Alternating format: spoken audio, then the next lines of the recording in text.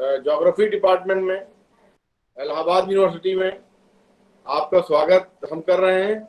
और इस उम्मीद के साथ कि जैसा कि आपका स्नेह ज्योग्राफी डिपार्टमेंट में हमेशा बना रहता है, आपको ट्रेनिंग से पहले मैं देखता था कि हमेशा ज्योग्राफी डिपार्टमेंट में आप बैठे रहते थे और मैं ये कहता भी था कि आपका सिलेक्शन हो गया है दीपक, तो जरा घर वर हो लो और बहुत सारी जगह पे हो लो, क्योंकि जब एक बार सर्विस में आ जाओगे तो पूरी जिंदगी भी टाइम नहीं मिलता है।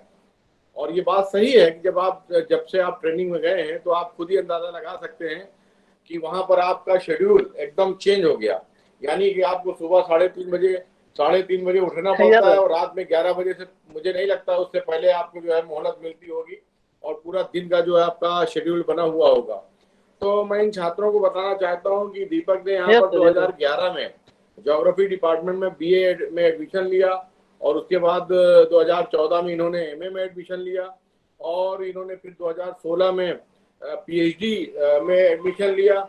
और इनकी पीएचडी जो है जियोमॉर्फोलॉजी के फ्लूइड डायनामिक्स पे काम कर रहे हैं और फ्लूइड जियोमॉर्फोलॉजी पे काम कर रहे हैं। आमतौर से जियोमॉर्फोलॉजी में बहुत कम ही लोग आप करते हैं, लेकिन इनका इंटरेस्ट था जियोमॉर्फोलॉजी में। और दीपक जी के बारे में मैं ये भी बताना चाहता हूँ कि ये बहुत ही क्या कहते हैं, शालीन और बहुत ही सोबर अपनी पर्सनालिटी लिए हुए हैं और बहुत ही सिंसियर स्टूडेंट में इनका नाम आता था।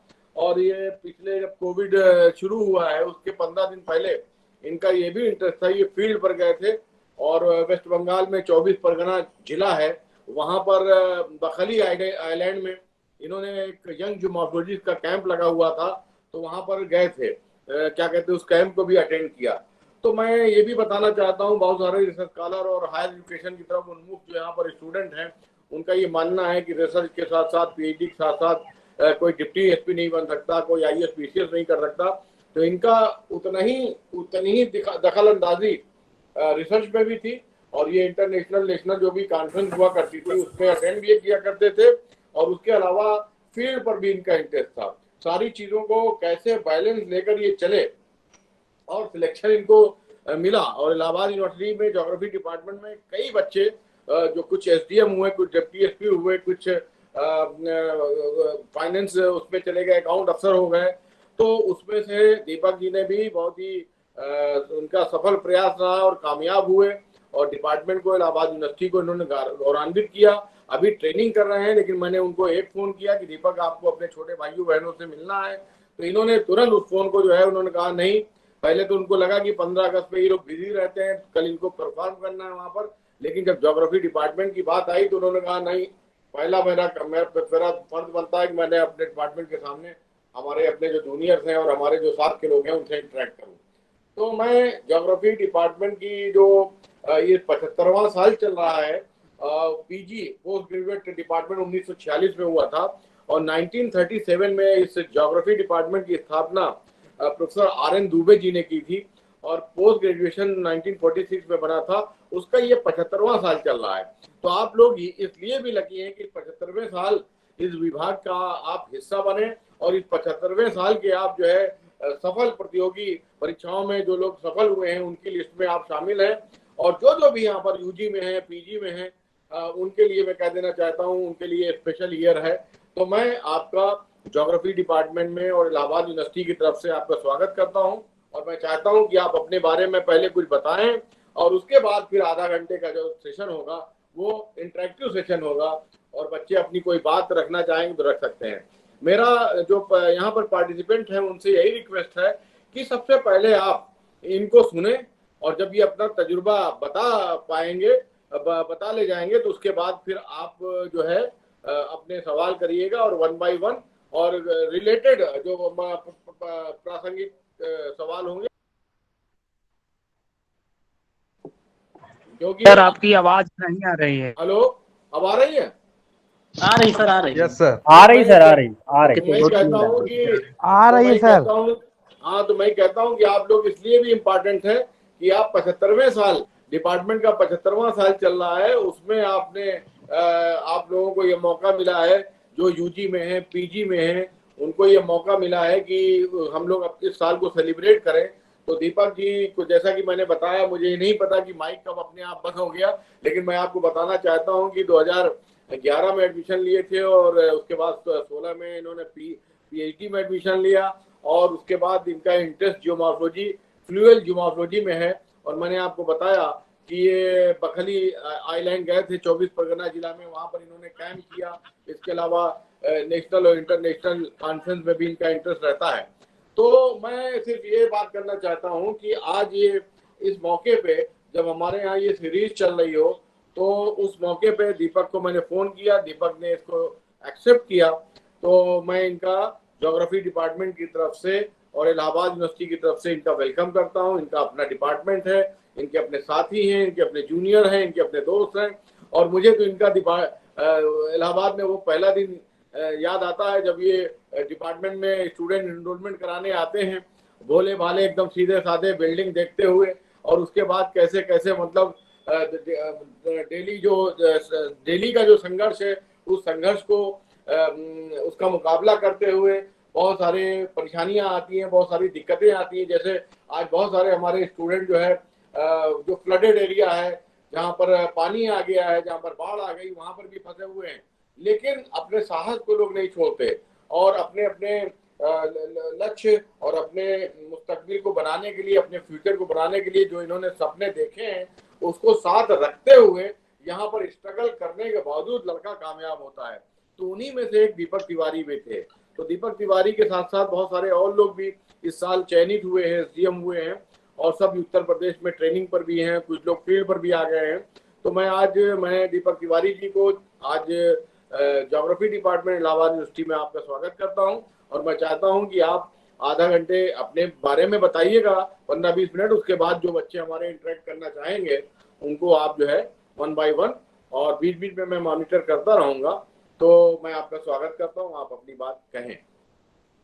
धन्यवाद सर। सबसे पहले मैं ज्योग्राफी डिपार्टमेंट को, यूनिवर्सिटी ऑफ इलाहाबाद को प्रणाम करता हूँ, जिस परिवार का मैं हिस्सा रहा हूँ।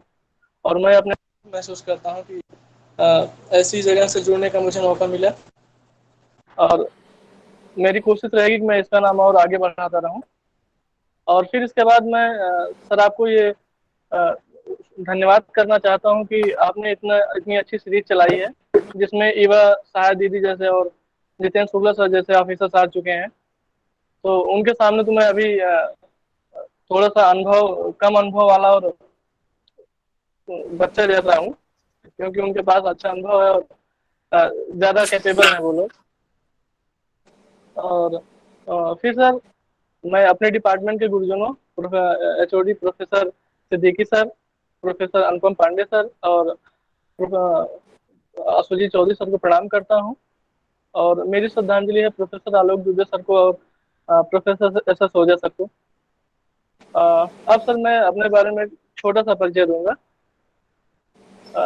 मैं मूलतः प्रतापगढ़ का रहने वाला हूँ। प्रतापगढ़ में पट्टी तहसील है, आशुदेव ब्लॉक में एक छोटा सा गांव है ढाढर, वहाँ का निवासी हूँ।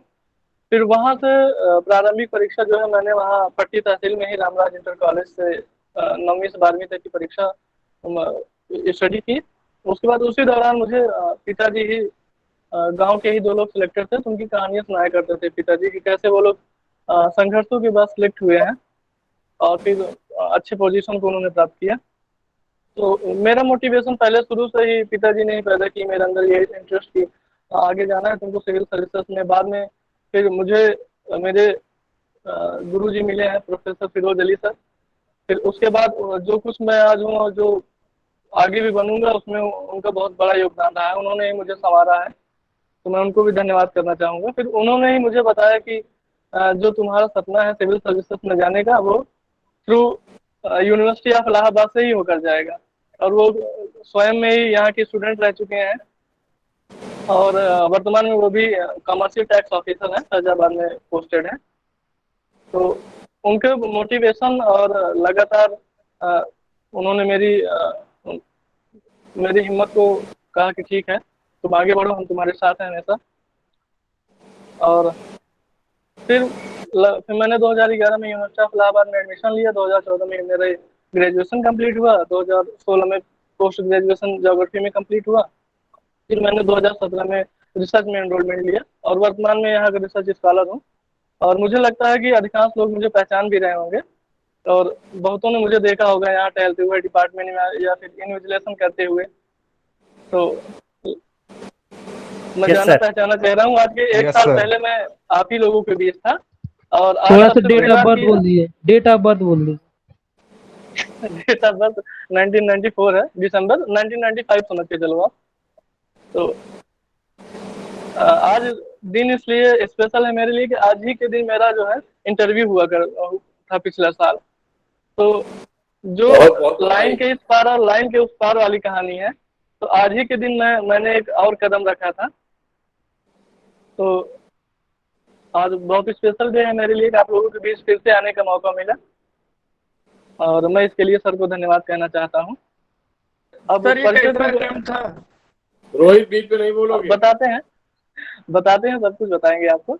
ये मेरा वैसे थर्ड अटेम्प्ट था यूपी पीसीएस में। यूपीएससी का 2 अटेम्प्ट दे चुका हूँ, बट अनफॉर्चुनेटली क्वालिफाइड नहीं हुआ पे। तो सबसे पहले मैं बात करता हूँ आप लोगों की एस्पिरेंट्स के मन में, जो बिगिनर्स हैं या फिर जो तैयारी कर रहे हैं, तो उनके मन में सबसे पहला सवाल होता है, जो बिगिनर्स हैं, कि तैयारी कहाँ शुरू करें और बेस कैसे बने, या फिर कोचिंग जरूरी है कि नहीं, और बुक लिस्ट क्या होनी चाहिए, पढ़ने का तरीका कैसा होना चाहिए, स्ट्रेटजी क्या होनी चाहिए। और फिर लगातार आप लोग तैयारी, कुछ जो लोग तैयारी कर रहे होंगे उनके मन में बहुत टेंशन और डिप्रेशन, कभी कभी बहुत निराशा होती होगी, फेल हो जाते होंगे, या फिर कुछ ऐसा होता होगा, परिवार की टेंशन होती होगी। हाँ, तो इन सब के बारे में पहले मैं बात करना चाहूँगा। तो सबसे पहले हम बात करते हैं कि सबसे अच्छा समय कब होता है तैयारी शुरू करने का। तो बहुत लोगों के मन में होगा कि हम बीए फर्स्ट ईयर से ही तैयारी करना शुरू कर दें, या फिर कोचिंग कर लें, या कुछ इस तरह की चीजें। बट मेरा मानना है कि आपको बीए फर्स्ट ईयर से, या फिर एटलीस्ट एमए, अगर आप पीजी कर रहे हैं तो पीजी के फर्स्ट ईयर तक आपको किसी भी तरीके की कोचिंग क्लासेस नहीं ज्वाइन करनी चाहिए, क्योंकि इस टाइम अभी आप मेच्योर हो रहे होते हैं। तो सबसे पहले आप, जो आपके सब्जेक्ट हैं ग्रेजुएशन में या पोस्ट ग्रेजुएशन में, सबसे पहले आप उन सब्जेक्ट्स को अच्छे से तैयार कीजिए। जैसे मान लीजिए आपका एंशिएंट हिस्ट्री है, तो आप एंशिएंट हिस्ट्री तो पढ़िए ही ग्रेजुएशन में, उसके साथ साथ आप मॉडर्न हिस्ट्री और मेडिवल हिस्ट्री भी अच्छे से तैयार कीजिए। दूसरा सब्जेक्ट आपका अगर पॉलिटी है, या फिर फिलोसफी है, या फिर ज्योग्राफी है, तो उसको भी खूब अच्छे से तैयार कीजिए। उसके बाद आप ये चूज कर लीजिए कि अगर मुझे सिविल सर्विसेज में जाना है तो कौन सा सब्जेक्ट मेरे लिए अच्छा है। अगर आप हिस्ट्री लेना चाहते हैं, या ज्योग्राफी, या फिर पॉलिटी, या फिर कोई और सब्जेक्ट, तो इसी ग्रेजुएशन के कंप्लीट होने तक आपको ये सारी चीजें समझ में आ जानी चाहिए कि कौन सा सब्जेक्ट मेरा मजबूत है और किसमें मैं अच्छा कर सकता हूँ। सबसे पहली ये बात। और दूसरी बात कि अब जब आपने सिविल सर्विसेज में आने का सोच ही लिया है, तो सबसे पहले आप सोचेंगे कि हम शुरुआत कहाँ से करें। तो शुरुआत सबसे पहले आपको करनी है कि आप सिलेबस उठाइए। सिलेबस देखिए कि कितना बड़ा सिलेबस है, कैसा सिलेबस है, कौन कौन से सब्जेक्ट्स हैं, क्या पूछा जाता है। पुराने पेपर्स देखिए आप, उनसे उनको एनालाइज कीजिए। पिछले 10 साल के पेपर तो एटलीस्ट देख ही लीजिए। प्रीलिम्स के अलग देखिए, मेंस के अलग देखिए। फिर उसके बाद आप एनालिसिस कीजिए कि क्या पूछा जा रहा है, क्या इस सर्विसेज की डिमांड है, और किस तरीके की पढ़ाई हमको करनी होगी। तो सिलेबस और पेपर्स देखने के बाद सबसे पहले आप अपने बेस पे काम कीजिए। पहला जो ये परीक्षा है वो 3 स्टेप में होती है, तो सभी जानते होंगे, प्रीलिम्स, मेंस और इंटरव्यू। और मेनली 2 स्टेप होता है। एक इंटरव्यू को ही मेंस, इंटरव्यू को मेंस में ही लगभग इंक्लूड किया जाता है, पर्सनालिटी डेवलपमेंट, पर्सनालिटी असेसमेंट के हिसाब से। तो प्रीलिम्स और मेंस को आप टारगेट करके चलिए। तो सबसे पहले आपको अपने बेस पे काम करना होगा। तो बेस मजबूत करने के लिए आप सिलेबस और पेपर के बाद एनसीईआरटी जो है,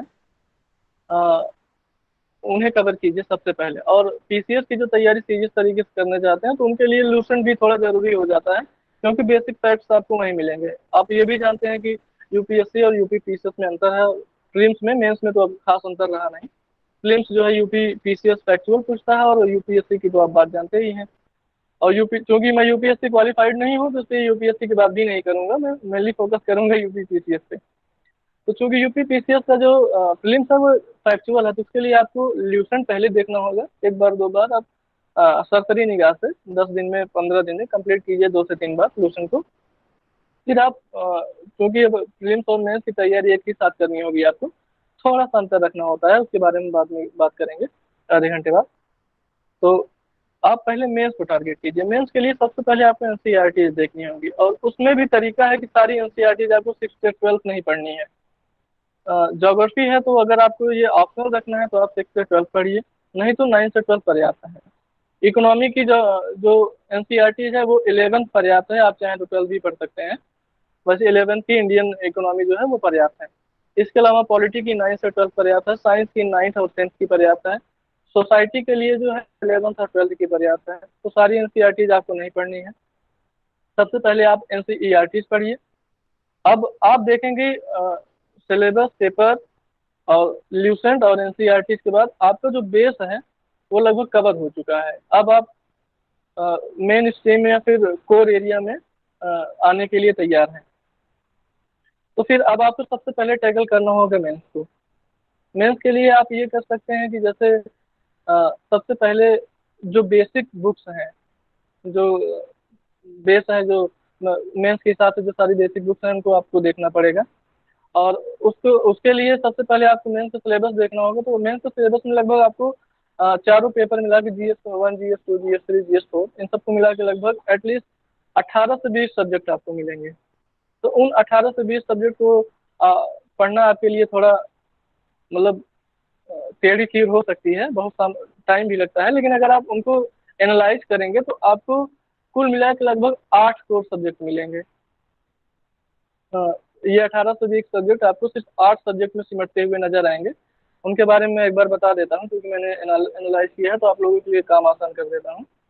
आप सबसे पहले पॉलिटिक्स को देखिए। तो आपके जो सेकंड पेपर है उसमें गवर्नेंस है, कॉन्स्टिट्यूशन है, इंडियन पॉलिटिकल सिस्टम है। तो आप इन तीनों को मिला के एक पॉलिटी कोर सब्जेक्ट बना सकते हैं। हिस्ट्री जैसे मॉडर्न हिस्ट्री है, और इसके बाद कल्चर है और वर्ल्ड हिस्ट्री है, तो इसको आप कंसाइज कर सकते हैं हिस्ट्री में। तीसरा सब्जेक्ट इन्वायरमेंट और ज्योग्राफी, इन्वायरमेंट को भी ज्योग्राफी में ही कंसाइज कर सकते हैं। तो तीसरा सब्जेक्ट आपका ज्योग्राफी हो गया। उसके बाद सोसाइटी में चौथा सब्जेक्ट आपका सोसाइटी हो गया, पांचवा इकोनॉमिक्स हो गया, छठवां साइंस हो गया, सातवां एथिक्स हो गया। और एक सब्जेक्ट में क्योंकि करंट अफेयर्स की बढ़ती हुई भूमिका को देखकर मुझे लगता है कि 8वां सब्जेक्ट मैंने करंट अफेयर्स को रखा है कि इस पे आपको अलग से फोकस करना होगा। तो ये आपके 8 कोर सब्जेक्ट्स हैं। अब इनको टैकल करने के लिए आपके पास दो तरीके हैं। या तो आप बेसिक बुक्स को एकदम बढ़िया से पढ़िए, अपने नोट्स खुद बनाइए, या फिर जो कोचिंग्स हैं उनके भी नोट्स अवेलेबल हैं मार्केट में, आप उनको पढ़िए या फिर उनसे नोट्स बनाइए। और बहुत अंतर नहीं पड़ेगा, चाहे आप बेसिक बुक्स पढ़िए या फिर कोई नोट्स पढ़िए, दोनों का लगभग सेम रहेगा। और एफर्ट आपको खुद करना पड़ेगा। ये आपके पढ़ाई में सिर्फ 5 से 10% का ही रोल प्ले करेंगे। तो सारा नोट्स आपको खुद बनाना है फिर से, और एफर्ट आपको खुद ही करना पड़ेगा। तो आप चाहें तो बेसिक बुक्स पढ़िए या फिर किसी कोचिंग का नोट्स ले लीजिए जो आपको अच्छी लगे, इंग्लिश मीडियम हो, हिंदी मीडियम हो, जो आपको सुविधा पड़े। अब बात कर लेते हैं बेसिक बुक्स की। तो पॉलिटी के लिए मुझे लगता है लगभग लोग जानते ही होंगे, लक्ष्मीकांत की बुक बेसिक सबसे फेमस है और सबसे बढ़िया भी यही है। और हिस्ट्री के लिए आप चाहें तो विपिन चंद्रा मॉडर्न हिस्ट्री के लिए या फिर स्पेक्ट्रम को रख सकते हैं। और मेडिवल हिस्ट्री और मॉडर्न हिस्ट्री, मेडिवल हिस्ट्री के लिए सतीश चंद्रा की बुक, और एंशिएंट हिस्ट्री के लिए RS शर्मा की बुक। और फिर उसके बाद इन्वायरमेंट के लिए आप चाहे इंग्लिश मीडियम के हो तो शंकर IAS की बुक, या फिर रवि अग्रहारी की बुक जो हिंदी और इंग्लिश दोनों मीडियम में है। ज्योग्राफी के लिए अगर आप कोर इसे ऑप्शनल रखना चाहते हैं, जैसे कि मेरा भी ऑप्शनल ज्योग्राफी ही था, तो अगर आप ज्योग्राफी ऑप्शनल रखना चाहते हैं तो आपको कई किताबें पढ़नी पड़ेंगी। जैसे मैंने सलीम सर की बुक से शुरू किया था, उसके बाद माजिद सर की भी बुक पढ़ी, आरती तिवारी सर की भी बुक पढ़ी। इसके अलावा BA और MA में कई सारी बुक पढ़ी। और अगर आप ऑप्शनल ज्योग्राफी नहीं है तो NCERT या फिर इंग्लिश GC लियोंग यही पर्याप्त है। इसके आगे आपको पढ़ने की जरूरत नहीं है बहुत ज़्यादा। और सोसाइटी IR के लिए न्यूज़पेपर बेसिकली फोकस होना पड़ेगा आपको। इंटरनल सिक्योरिटी और जो छोटे छोटे सब्जेक्ट हैं इनके लिए आपको किसी कोचिंग का नोट्स ही जरूरी हो, किसी कोचिंग का नोट्स पढ़ लीजिएगा। इसके लिए कोई खास फेसबुक है नहीं। इकोनॉमिक्स के लिए रमेश सिंह मैंने पढ़ी है तो मैं आपको रिकमेंड करूँगा। और साइंस करंट अफेयर्स है। और एथिक्स जो है आपको उसके लिए थोड़ा सा हो सकता है कि प्रयास करना पड़े, क्योंकि एक दो बार में सही से समझ में भी नहीं आता। मेरे तो नहीं आया था इसमें, हो सकता है आप में से कुछ बेहतरीन लोग हों तो जिनके समझ में पहली बार में आ जाए। बट यह है कि इसको 2-3 बार आपको क्लासेस भी दे हो सकता है आपको करनी पड़ जाए इसकी अलग से, या फिर कोई बुक पढ़े तो 2-3 बार आपको कम से कम पढ़ना पड़ेगा इसके केस स्टडी के लिए। तो ये बेस बुक और स्ट्रेटजी की बात की क्या है, कैसे है सिलेबस और किस हिसाब से इसको टैकल किया जाए। अब हम बात करते हैं कि इसको पढ़ा कैसे जाए। सबसे पहले बात, आप पढ़ने के दो तरीके ईजाद कर सकते हैं, या तो आप घंटे के हिसाब से पढ़ाई कीजिए या फिर आप टारगेट के हिसाब से पढ़ाई कीजिए। जो मेरा पढ़ने का तरीका था वो मैं हमेशा टारगेट के हिसाब से पढ़ाई करता था। मैंने ईयरली और 6 मंथ, 3 मंथ, मंथली, फिर 15 दिन के लिए, फिर 7 दिन के लिए, फिर डेली बेसिस पे अपने टारगेट सेट करता था। ये जरूरी नहीं है कि आप रोज वो टारगेट अचीव ही कर लें। मेरा तो कभी होता था कभी नहीं होता था, बट अगर आप अचीव करेंगे तो ये आपके लिए बेनिफिशियल होगा। तो इस बेसिस पे आप पढ़ाई कीजिए। ये तरीका हो सकता है। दूसरा ये कि आप रेगुलर कुछ घंटे डिसाइड कर लीजिए, नहीं एटलीस्ट मुझे इतना तो पढ़ना ही है। 4 घंटे हो सकते हैं, 6 घंटे हो सकते हैं, और उसे आप कंटिन्यू कीजिए। तो ये दो तरीके हो गए। अब मैं आपको बताता हूँ, जैसे आप मान लीजिए कि रेगुलर आप 4 घंटे की पढ़ाई कर रहे हैं, तो कैसे जो है कितना समय आपको लगेगा ये चीज़ें कंप्लीट करने में। आप मान लीजिए कि 1 घंटे में कोई अगर पहली बार पढ़ रहे हैं तो 6 पेज पढ़ते हैं, और अगर कोई दूसरी या तीसरी बार पढ़ रहे हैं कोई बुक तो वो 8 से 10 पेज पढ़ लेते हैं।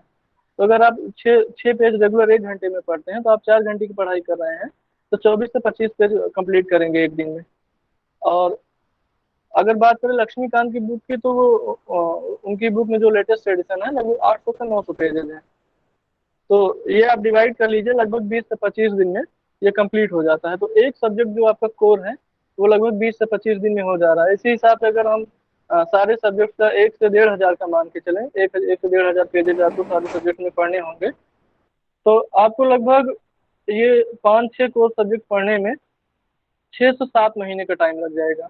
हो सकता है कुछ में कम टाइम लगे, कुछ में ज़्यादा टाइम लगे, लेकिन 6 से 7 महीने आपको ये पूरा पढ़ने में टाइम लगेगा। इसे हम बढ़ा के 9 महीने कर लेते हैं, मोटा मोटी हिसाब, क्योंकि कुछ दिन बंक होंगे, कहीं आपको कुछ त्यौहार पड़ेंगे, कभी शादी ब्याह, या फिर कभी आपको कोई एग्जाम आ गए।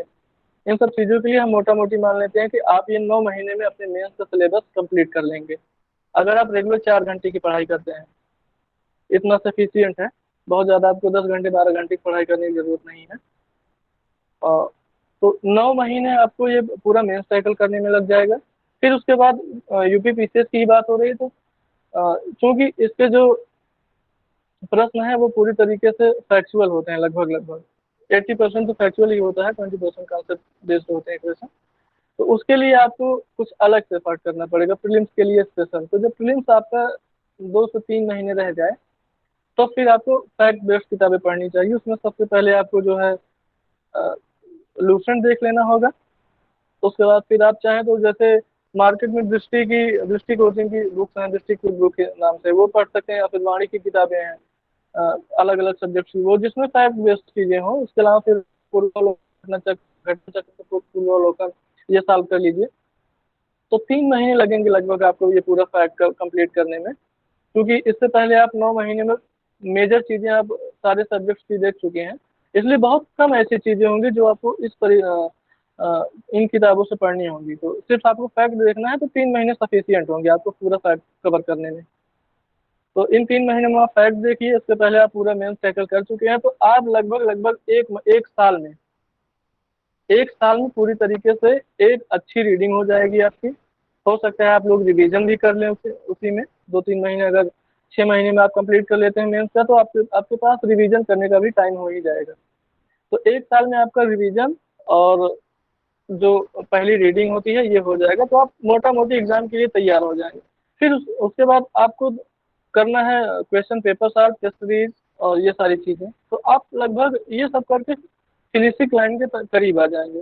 तो अब मैं बात करता हूँ कितने समय पहले शुरू करना चाहिए, क्योंकि अभी बात करता कि पहले ही बता देता कि 1.5 साल पहले, तो आपको समझ में नहीं आता। तो अब आप देखिए कि एक साल में ये चीज़ें आप कंप्लीट कर रहे हैं, तो और 6 महीने आपको जो है इसे फिनिश करने में टाइम लग रहा है। तो आपको जब एग्जाम आपको देना हो, आपकी एज हो जाए, या फिर जब आपने टारगेट सेट किया हो कि नहीं मुझे इस ईयर में एग्जाम देना है, तो आप उसके 1.5 साल पहले तैयारी शुरू कर सकते हैं। तो जो बिगनर्स हैं, मेरे छोटे भाई या बहन, BA first year, second year, third year में, तो उनको अभी से हाथ पाँव मारने की जरूरत नहीं है। बहुत चिल रही है। अपने अब जो आपके तीनों सब्जेक्ट हैं उनको बढ़िया से पढ़िए, कुछ अलग से सब्जेक्ट पढ़ते रहिए, एनसीईआरटी देखते रहिए सारे सब्जेक्ट की, वो बस टच में रहिए। और अपना सब्जेक्ट जो आपको रखना हो मेंस के लिए, वो आप बढ़िया से तैयार कीजिए। अगर आपने सोच लिया है कि कौन सा सब्जेक्ट रखना है, तो वो आपके ग्रेजुएशन के कंप्लीट होने तक लगभग लगभग आपकी समझ में आ जाएगा कि क्या रखना है। तो लगभग 1.5 साल पहले जब आपको एग्जाम देना हो, तब आप अपनी तैयारी शुरू कीजिए। और फिर बात हमने स्ट्रेटजी की कर ही ली कि कैसे करना है, और चाहे आप टारगेट बेस्ड स्टडी कीजिए या फिर आप घंटे के हिसाब से स्टडी कीजिए। अब उसके बाद जो सबसे बड़ा सवाल होता है स्टूडेंट के मन में कि कोचिंग करें या ना करें। तो सबसे पहले मैं अपने बारे में बता दूं कि मैंने कोचिंग की थी जीएस वर्ड से 2016 में, जब मेरा पीजी लगभग कंप्लीट होने वाला था। उस टाइम मैंने कोचिंग स्टार्ट की थी। लेकिन सबके लिए कोचिंग करना जरूरी नहीं है। अगर आपके समझ में बेसिक चीज़ें आ रही हैं तो आप कीजिए, क्योंकि सिलेबस आपका बहुत बड़ा है, 18 से 20 सब्जेक्ट हैं। सारे सब्जेक्ट्स आपको आते नहीं होंगे। यूनिवर्सिटीज़ में अलग अलग लेवल पे आप 4 से 6 ही सब्जेक्ट पढ़े होंगे। तो इसलिए कभी कभी लगता है कि गाइडेंस की ज़रूरत है। लेकिन अगर आप ऐसे माहौल में हैं जहाँ आपके सीनियर अवेलेबल हैं, या फिर कोई और जो उस सब्जेक्ट में अच्छे हैं, तो आप उनकी मदद ले सकते हैं। इसके लिए आपको कोचिंग की ज़रूरत नहीं है। इसके लिए आप सोशल मीडिया जैसे यूट्यूब का भी सहारा ले सकते हैं। एग्जाम्पल के लिए प्रोफेसर एस एस ओझा सर ने पूरा ऑप्शनल पढ़ा के डाल दिया है यूट्यूब पे, उनके वीडियोज पड़े हुए हैं। अनुपम पांडे सर भी वीडियो डालते ही रहते हैं। इसके अलावा सतीश सर भी अपने ही डिपार्टमेंट के रहे हैं, तो वो भी अपने वीडियो डालते हैं ज्योग्राफी के लिए। इसके अलावा पॉलिटी के लिए कुछ एक प्लेलिस्ट है, वो मैं सर को भेज दूंगा, नाम नहीं याद आ रहा है। पॉलिटी की भी पूरी लक्ष्मीकांत उन्होंने ऑनलाइन पढ़ा के ख़त्म कर रखी है। हिस्ट्री में भी प्रतीक नायक के वीडियोज हैं, आप उनको देख सकते हैं। और हिस्ट्री के लिए ही मणिकांत सर की कोचिंग है द स्टडी IAS, उस पर आपको कल्चर और हिस्ट्री के वीडियोज मिल जाएंगे। तो इस तरीके से आप चाहेंगे तो यूट्यूब का सहारा लेके आप बिना कोचिंग के चीज़ें समझ सकेंगे, और आपको कोचिंग की ज़रूरत नहीं पड़ेगी। लेकिन इसके अलावा इसके बाद भी अगर आपको समझ में नहीं आ रहा है तो आप कोचिंग कर सकते हैं, इसमें कोई बुराई नहीं है। और क्योंकि सारे लोग सारे सब्जेक्ट में मास्टर हो नहीं सकते, और आपको लगभग 18 से 20 सब्जेक्ट पढ़ने हैं। तो ये हो गई बात कोचिंग की। कोचिंग करें कि ना करें, तो जब आपको समझ में आए तो आप कोचिंग कीजिए। और अगर आपको समझ लगता है कि नहीं मैं बिना कोचिंग के भी आगे बढ़ सकता हूँ, तो आप कोचिंग ना करें, कोई बहुत ज़रूरी नहीं है। और कोचिंग का रोल आपकी सिलेक्शन में सिर्फ 5 से 10% ही होता है। आपके कोच केवल टायर सीडर का काम कर सकते हैं। आपको पूरी मेहनत और सब कुछ खुद ही करना होगा। और इसके बाद फिर बात आती है कि सिर्फ यही करेंगे सिविल सर्विसेज या फिर कुछ और, क्योंकि ये एक अनसर्टेन एरिया है जहां आप जरूरी नहीं सेलेक्ट ही हो जाएं। लाखों लाख बच्चे बैठते हैं, उसमें से कुछ हजार ही सेलेक्ट हो पाते हैं हर साल। तो आपको एक बैकअप प्लान बढ़िया रखना होगा। आप कुछ भी रख सकते हैं उस बैकअप प्लान के। अगर आप टेक्निकल सर्विसेज वाले हैं तो कोई जॉब, या फिर अगर BA MA में है, BA MA या फिर ह्यूमैनिटीज पढ़ के गए हैं, तो आप टीचिंग को रख सकते हैं, या फिर जो भी रखना चाहें, कोई एक बढ़िया बैकअप प्लान आपके पास होना चाहिए। क्योंकि ये एक अनसर्टेन एरिया है। आप अगर अपनी पूरी लाइफ खपा के इसमें कुछ नहीं निकाल पाए तो बहुत बड़ा पछतावा होता है। तो एक बेहतर बैकअप प्लान आपके पास होना चाहिए। फिर बात आती है पढ़ाई के दौरान जो हुए भी नहीं हुए, और प्री निकला, मेंस नहीं निकला, मेंस निकल गया तो इंटरव्यू में लटक गए। तो ये सब चीज़ें होती रहती हैं। मेरे साथ भी हुआ था, लगातार 7 प्रीलिम्स मेरा अलग अलग एग्जाम का नहीं निकला था। तो बड़ा फ्रस्ट्रेशन होता था, टेंशन होती थी। तो उसको मैनेजमेंट करने के लिए आपको धैर्य बना के रखना होगा, क्योंकि जब आप इस फील्ड में आ ही गए हैं तो बिना कुछ लिए जा नहीं सकते। तो धैर्य बना के रखना होगा आपको। इसके अलावा फिर थोड़ा चिल रहिए, और लोगों से मिलिए जुलिए, अच्छे फ्रेंड सर्किल रखिए, और ये विश्वास रखिए लेंगे अगर इतना मेहनत कर रहे हैं, आप बर्बाद नहीं रहेंगे।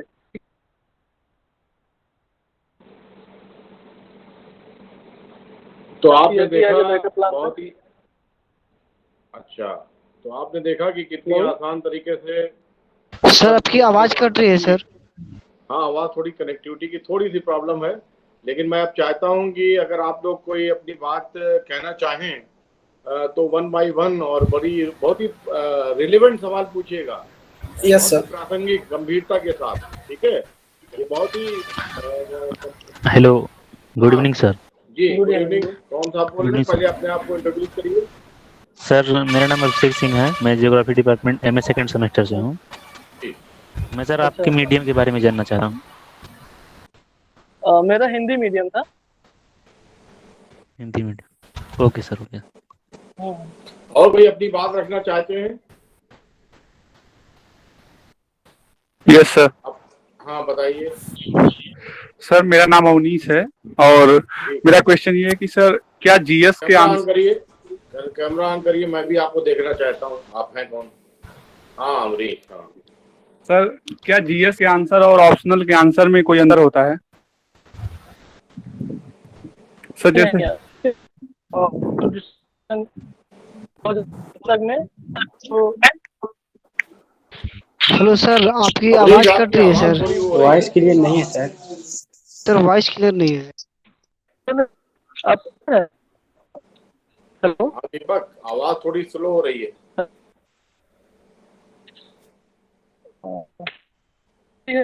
आज बहुत दिक्कत है। कनेक्टिविटी। सॉरी सर, सर का आवाज नहीं आ पा रहा है। बल्कि आपकी तरफ से कनेक्टिविटी थोड़ी हमको लगता है हेलो, स्लो है। आवाज आ रही है सर। आवाज आ रही है सर? हाँ अब आ रही है। सर अभी आ रही है सर। हाँ तो 2016-17 तक जो क्वेश्चन होते थे ऑप्शनल जीएस में, जो उसके पहले यूपी पीसीएस में जीएस रिटेन नहीं होता था। तो जो मेंस के क्वेश्चन होते थे ऑप्शनल के, वो थोड़ा लंबे लिखने होते थे। लेकिन 18 से जब जीएस रिटेन आ गया है, तो जो जितना लंबा आंसर आपको जीएस में लिखना है, लगभग 200 से 250 वर्ड तक, उतना ही लंबा आंसर आपको ऑप्शनल में भी लेना होगा। सर आपका बैकअप प्लान क्या था? मेरा बैकअप प्लान टीचिंग था, और ये सिर्फ बैकअप प्लान नहीं है, मतलब एक तरीके से, बट ये है कि प्राइमरी पे मैंने इसे रखा है सिविल सर्विसेज को। Thank you sir. सर मुझे भी कुछ पूछना है। हाँ स्नेहा पूछिए, अपना इंट्रोड्यूस हाँ, करिए, माइक ऑन करिए, कैमरा ऑन करिए।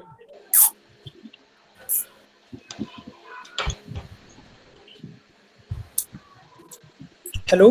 हेलो हाँ, सर। स्नेहा। हाँ, हाँ, सर वो इसमें बोलिए। कैमरा नहीं ऑन हो पाएगा। सर मैं हाँ पूछ रही बोलिए, कोई नहीं, आप बोलिए।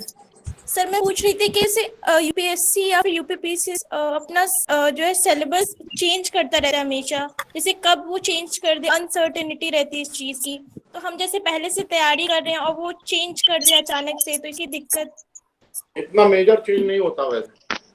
अभी जैसे 2018 में 18 के लिए सिलेबस चेंज हुआ था, तो आप 10 साल मान के चलिए कि यूपी पीसीएस में सिलेक्शन वो सिलेबस चेंज नहीं होने वाला है, तो आप 10 साल तक के लिए फ्री हैं। और यूपीएससी ने भी 2013 में चेंज किया है, तो आप 23 तक का मान के चलिए, कोई बड़ा चेंज नहीं होने वाला है, तो आप उसके अरे लिए निश्चिंत रहिए। 2-3 साल में सिलेक्शन हो जाएगा, इतना लंबा प्लान मत किया करो अभी। और उसके बाद भी अगर सिलेबस उसको चेंज करना होगा, तो कम से कम 1 साल पहले नोटिफिकेशन देता है। बिल्कुल। हाँ। और ओके कोई? Sir. Yes sir. Sir thank you sir. Welcome. Yes sir. Hello. Archana ji कोई बात कहना चाहिए?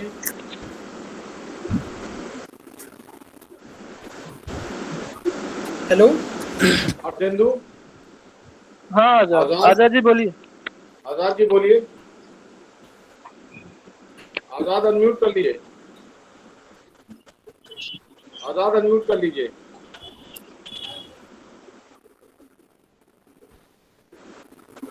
रोहित तुम ही पूछ लो, वरना बाद में पूछोगे फिर कहोगे कि मैंने रोक दिया। रोहित। सर हम पूछें सर? अतुल मिश्रा। चलिए। हाँ पूछिए। सर मेरा सर आप दोनों से एक क्वेश्चन है सर, कि मेरी इंग्लिश भी अच्छी है और मेरी हिंदी भी अच्छी है सर। Very good. तो इसमें मुझे किसको प्रेफरेंस देनी चाहिए? अगर दोनों अच्छी है तो फिर आप इंग्लिश को प्रेफरेंस दीजिए। इंग्लिश। बट सर प्रॉब्लम ये है कि मेरा जो ऑप्शनल है, मेरा हिंदी भी अच्छा सर, मैं कविता वगैरह ऐसे कंपटीशन वगैरह अगर मैं पार्टिसिपेट करता रहा हूँ तो मेरा ऑप्शनल जो हिंदी लिटरेचर रहेगा, तो उसके लिए सर कोई प्रॉब्लम क्रिएट होगी सर? कोई प्रॉब्लम नहीं, आप पर्सनालिटी हिंदी डेवलपमेंट लिटरेचर में अगर जाएंगे तो आपका और है, अच्छा रहेगा आपका। तो जैसा कि सर ने आंसर दे दिया, अगर आप हिंदी लिटरेचर ऑप्शनल रखते भी हैं तो Yes, sir. आप जो है अपना ऑप्शनल हिंदी में लिखिए, उसके अलावा बाकी चीज इंग्लिश में लिखिए, कोई प्रॉब्लम नहीं। और अब तो Okay, यूपीएससी ने सुविधा दे दी है कि आप अपना ऑप्शनल और अपने जीएस और एसए का मीडियम चेंज कर सकते हैं, दोनों मीडियम अलग अलग हो सकते हैं। Okay sir, okay sir. एक क्वेश्चन और सर आपसे, दीपक सर आपसे, कि सर मेजर रोल नोट्स क्या प्ले करता है सर ड्यूरिंग एग्जाम टाइम? कृपया कैमरा ऑन करिए आप, और बहुत- मैं भी तो देख लूं। नोट्स बहुत जरूरी चीज हो जाती है जब आप एग्जाम के 2 महीने 3 महीने पहले होते हैं। Yes sir. इत्तेफाक से मेरे पास मेरे नोट्स नहीं थे, तो कुछ ही नोट्स बचे थे, तो बाकी नोट्स मैंने अपने दोस्तों से उधार लिए, उनको पढ़ के फिर मैंने मेंस दिया है अपना, तो इसलिए सर मुझे नोट्स जरूरत मेकिंग का महसूस। प्रोसेस क्या होगा सर? सर थोड़ा इस पर सर डिस्कशन कीजिए कि नोट्स मेकिंग का प्रोसेस क्या हो, first reading, second notes reading या मेकिंग, नोट्स मेकिंग के लिए सबसे पहले आप एक रीडिंग तो एटलीस्ट कर ही लीजिए। आप नोट्स बनाए तो एक रीडिंग कीजिए, क्वेश्चन पेपर्स देखिए, फिर जब दूसरी बार पढ़ें तो आपको फिर समझ में आ जाएगा कि क्वेश्चन कहाँ से पूछ रहा है और फिर हमको लिखना क्या है। तब आप जब नोट्स बनाएंगे तो बेनिफिशियल होगा। Yes sir. अजय अपनी कोई बात रखना चाहते हैं? हेलो सर, मैं रखना चाहता हूँ। हाँ बताइए, क्या नाम है? हाँ लक्ष्मण बोलिए। सर नमस्ते। नमस्कार, कैमरा ऑन करो। जी सर, ये पूछ रहा था सर, एनसीईआरटी जो ओल्ड पढ़नी की न्यू सर, ये दोनों सर एनसीईआरटी मिलती है? देखिए सर, जैसे हिस्ट्री के लिए आप ओल्ड देख सकते हैं, लेकिन अब साइंस के लिए तो आप ओल्ड नहीं देख सकते ना, उसमें चेंजेस आ रहे हैं, तो साइंस पॉलिटी इन सब के लिए न्यू ही रखनी पड़ेगी। तो हिस्ट्री के लिए ओल्ड के अलावा बाकी सब न्यू ही रखिए। सर हम लोग इस साल सेकेंड ईयर में सर अभी स्टार्ट कर सकते हैं ना सर, 2024 अभी में देना? बताया तो, अभी आप ग्रेजुएशन तक आप अपने सब्जेक्ट पढ़िए, ज्योग्राफी डिपार्टमेंट में आइए, रेगुलर आइए, यहाँ टहलिए, घूमिए, मेन और टाइम आ जो गया। आपके सब्जेक्ट है उनको बढ़िया से देखिए। ये सब चीजें जब 1-2 साल पहले आप चाहे तो लंबा 2 साल पहले रख सकते हैं, 2 साल पहले तैयारी शुरू कीजिए, अभी से नहीं। Thank you sir, thank you. अभी बस देखते रहिए बस। सर हाँ बोलो। सर मेरा नाम रीमा कमल शुक्ला है। सर प्रणाम। हाँ बोलिए। सर प्रणाम। सर जैसे आप बोले कि नोट्स से मतलब खुद का बनाए, तो सर मेंस का नोट्स किस टाइप का हो, कितना शॉर्ट हो, किस टाइप का बनाना चाहिए? आप किस क्लास में? अब चूंकि मैंने अपना नोट्स ऑप्शनल के लिए बना के रखा हुआ है, तो वो एक पेज में मैंने एक टॉपिक को पूरी तरीके से बना लिया है। एज जैसे आप आउटलाइन बनाइए सिनॉप्सिस टाइप का, कि उसमें बस बोलते हैं 5 पॉइंट मेथड होता है कि आप किसी भी चीज के बारे में 5 पॉइंट जरूर लिख लीजिए जो सबसे इम्पोर्टेंट है। सर जैसे कि 5 पॉइंट मेथड से आप बढ़िया कर सकते हैं। सर प्री और मेंस के लिए सर दोनों अलग से बनाना पड़ेगा? नहीं, प्रीलिम्स के लिए आप जब मेंस पढ़ लेंगे पूरा ना, जो मैंने बताया कि 8 से 9 महीने में पूरा टेक्निक है, आप उस तरीके से पढ़ लेंगे तो आपको प्रीलिम्स में पढ़ने लायक कुछ बहुत ज्यादा बचा नहीं है। तो आप केवल फैक्ट वाली चीजें देखिए, उनको बार बार देखिए, रटते रहिए, क्योंकि यूपी पीछे पूछता रहता है। इनका भी कहना है कि तो तैयारी अलग से हमेशा प्रीलिम्स के लिए नोट्स की जरूरत नहीं है। सर हमारा एक क्वेश्चन था सर एसए के लिए क्या करें सर? एसए की तैयारी कैसी होनी जब चाहिए? आप पूरा जीएस पढ़ लेंगे तो फिर आप एसए के लिए शुरू कीजिए। पूरा जीएस पढ़ने के बाद आप एसए लिखना शुरू कीजिएगा। वो लंबी प्रक्रिया है, आप लिखते रहेंगे, धीरे धीरे इम्प्रूवमेंट होता रहेगा। नहीं सर, जैसे हेडिंग वाइज जाना होनी चाहिए या फिर वैसे ही लिखते चले जाएं? हेडिंग नहीं चलती है, थोड़ा हेडिंग वाइज। अब वो आप ग्रेजुएशन के नहीं रह गए हैं ना, तो वहाँ आप हेडिंग नहीं लिख सकते। सर हमारा क्वेश्चन है पैरावाइज। सर प्रणाम। सर प्रणाम। कौन बोल रहे हैं? हाँ कौन बोल रहे सर हैं? प्रणाम, मैं प्रतापगढ़ 3rd ईयर का छात्र हूँ सर। सर आप अपने आप को इंट्रोड्यूस करिए। सर मैं Rohit Mishra, 3rd year, district Pratapgarh, Raniganj का हूँ सर। हाँ वो पूछिए रोहित। सर मैं ये जानना चाहता हूँ कि क्या मेंस की जो मार्किंग होती है वो क्या वर्ड लिमिट का कुछ मैटर रहता है क्या? अब यार मार्किंग के बारे में तो मुझे नहीं पता, क्योंकि वो तो एग्जामिनर ही समझे, तो आप सर से पूछिए। सर अब आपके पास देखिए, रिजल्ट आया होगा तो आप ये देखिए कि इसको कहते हैं प्रेजेंस ऑफ माइंड। इन्होंने कितना बढ़िया, कितना खूबसूरत जवाब दिया है रोहित को। जब आपने इनसे पूछा कि अच्छा, अब तुमने भी सवाल बड़ा इम्पोर्टेंट पूछा, फंसाने वाला। अब इन्होंने पूछा कि भाई शब्द सीमा होती है या नहीं होती है, मार्किंग कैसी होती है, तो इन्होंने कितना उसको, इसीलिए देखिए सिलेक्शन हुआ इनका। इन्होंने कहा कि मूल्यांकन क्योंकि मैं नहीं करता, इसलिए मेरा विषय नहीं है। नहीं सर, ये बात नहीं सर, इससे रिजल्ट आने के बाद ये तो पता चलता है ना कि एक्चुअल में मार्किंग किस पे हो रही है। इनको ये अंदाजा हो जाता है कि हाँ देखो 2018 में पहली बार था तो मार्किंग अच्छी हुई है, और जबकि थर्ड पेपर में मार्किंग लो हुई है। थर्ड पेपर में लोगों को नंबर नहीं मिले GS3 में, लेकिन 2019 में मार्किंग कम हुई है, कम नंबर मिले हैं लोगों के, कम नंबर से सिलेक्शन हुआ है। तो मार्किंग तो बदलता रहता है हर साल, उसके बारे में क्या ही कहा जाए, चेंजिंग ट्रेंड है वो। और सर प्रीलिम्स में घटना चक्र का क्या रोल है, घटना चक्र के पुनरावलोकन का क्या रोल है? बड़ा रोल है, क्योंकि फैक्चुअल एग्जाम है प्रीलिम्स, इसलिए उसको आप कम से कम एटलीस्ट एक बार देख ही लें, जरूर देख लें। सर हमारा क्वेश्चन हेलो। बोलिए। बोलिए जी सर, प्रणाम। नमस्कार। हाँ बोलिए आजाद। जी सर, मेरा क्वेश्चन थोड़ा हट के रहेगा सिलेबस से, जितने लोग पूछ रहे हैं। हाँ जी सर, मैं एक ऑर्गेनाइजेशन चलाता हूँ जो इन्वायरमेंट के लिए काम करता है। जी। मतलब हम लोग का ये आगे चल के बड़े लेवल पे वर्ल्ड वाइड पे ग्रीन एनर्जी पे काम करना है। तो सर जो अभी सर हम लोग मतलब उद्देश्य ये है कि युवाओं के साथ ज़्यादा जुड़कर हम इस चीज़ को ज़्यादा करें, लेकिन सर दिक्कत ये आ रही कि अभी युवा सर ज़्यादा जुड़ नहीं पा रहे हैं, और कन्वेंस शासन भी ज़्यादा मतलब साथ नहीं दे पा रही है। सर कुछ बताएं जिससे थोड़ा युवा जुड़े हमारे प्रशासन थोड़ा हम लोग का साथ दे। युवाओं के सामने सबसे बड़ी चुनौती रोजगार की है, तो पहले रोजगार देखें आपका ऑर्गेनाइजेशन ना, ये चीज समझिए। आपको दूसरे NGO वाले में चले गए ना, नॉन गवर्नमेंट ऑर्गेनाइजेशन, तो बट आपके ऑर्गेनाइजेशन के लिए आपको शुभकामनाएं, बहुत आगे बढ़े। जी सर, आवाज नहीं आ रही सर।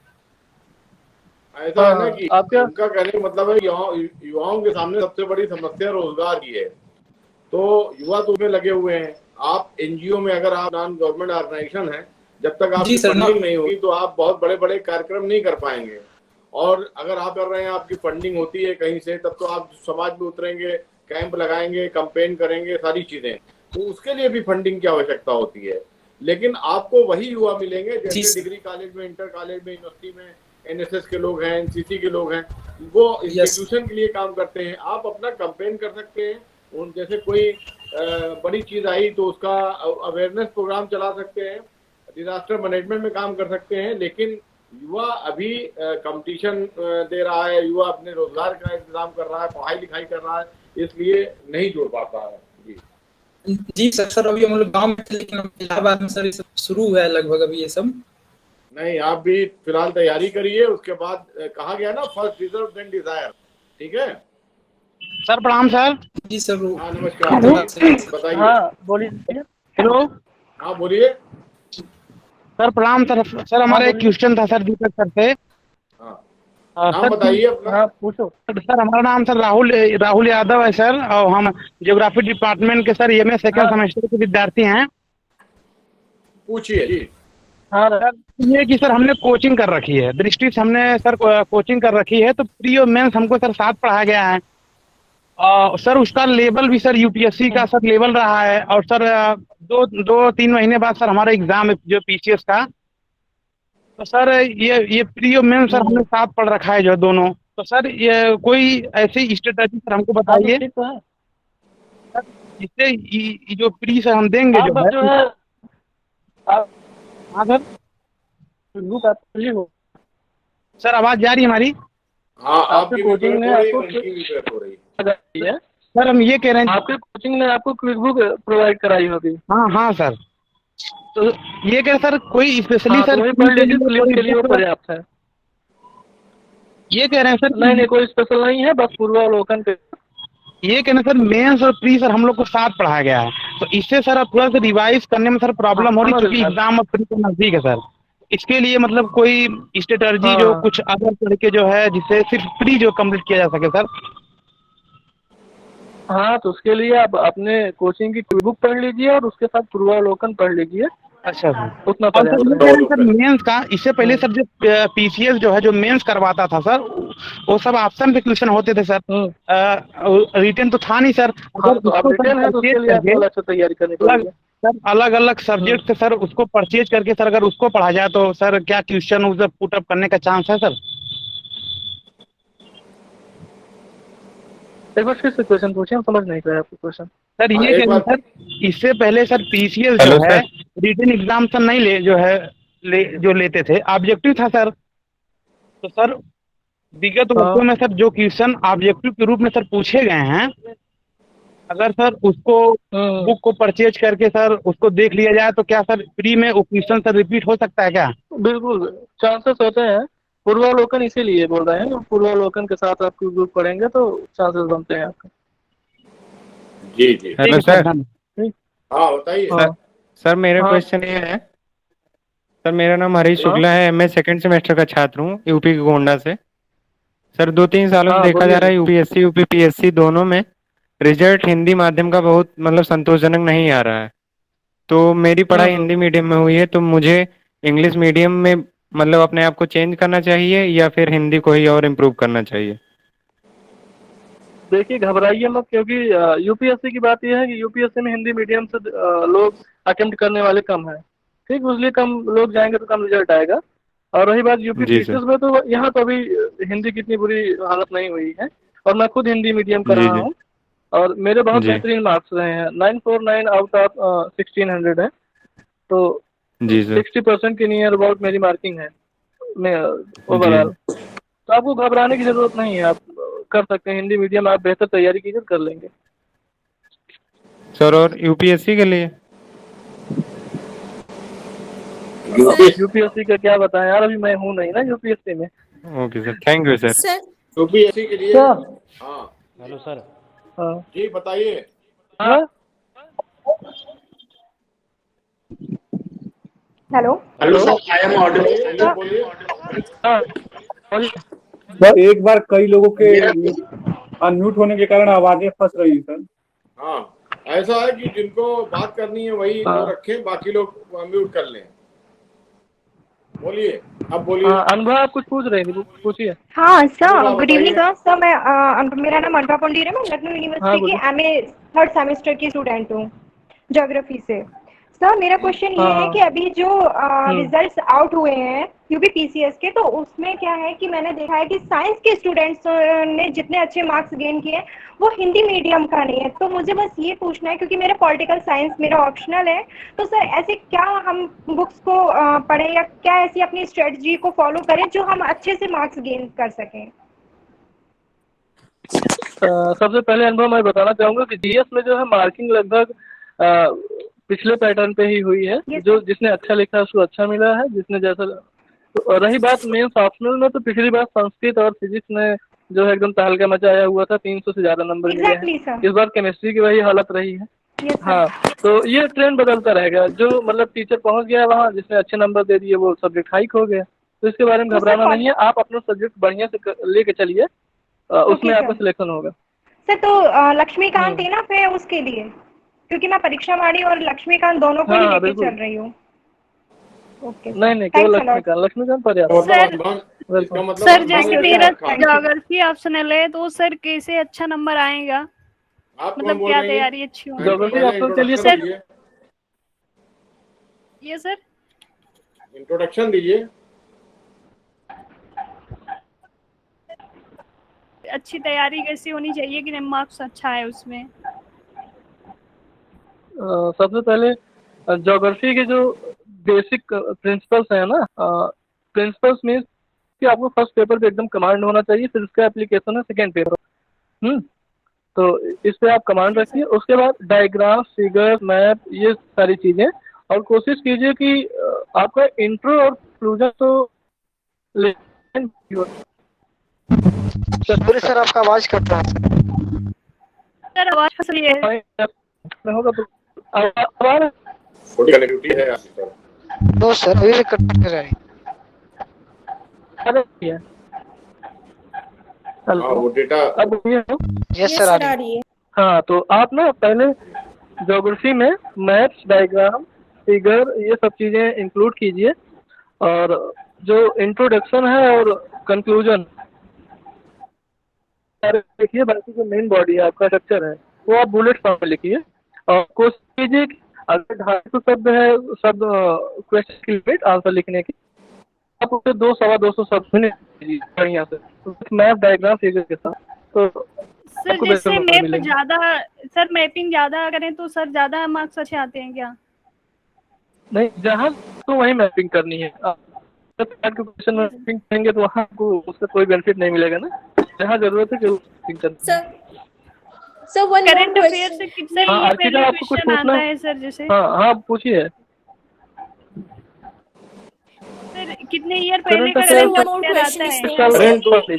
करंट उसमें साथ ही एक साल, लगता है, एक साल के बाद। करंट अफेयर एक साल, बस एक साल करंट कीजिए, एक साल। Thank you sir one question Arpita, आप प्लीज। कुछ पूछना चाह रही थी? पूछिए। हाँ बोलिए। हाँ, पूछिए, एक क्वेश्चन आप पूछिए।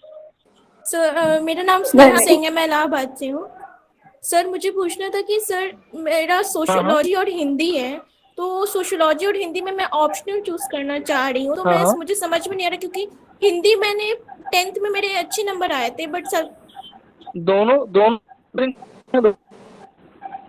सर आवाज स्कोरिंग है। आप जो अच्छे से पढ़ रहे हैं वही चूज कीजिए। सर हिंदी आपका हिंदी इंटरेस्ट किस में है? आपकी रुचि किस में है?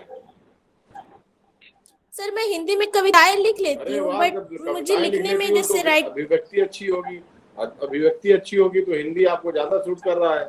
इतनी गाइडेंस की भी जरूरत नहीं है।